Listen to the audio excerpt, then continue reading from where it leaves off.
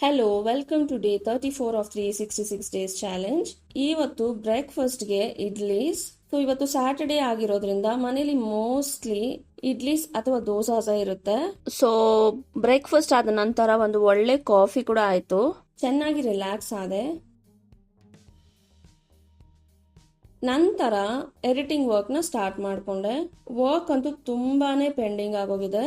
Actually Saturdays ಮತ್ತು Sundays ನಾನು of ತಗೊಳ್ತೀನಿ, ಆದ್ರೆ ಇವಾಗ ತುಂಬಾ ಪೆಂಡಿಂಗ್ ವರ್ಕ್ ಇರೋದ್ರಿಂದ ಆಫ್ ತಗೊಳಕ್ ಆಗ್ತಿಲ್ಲ.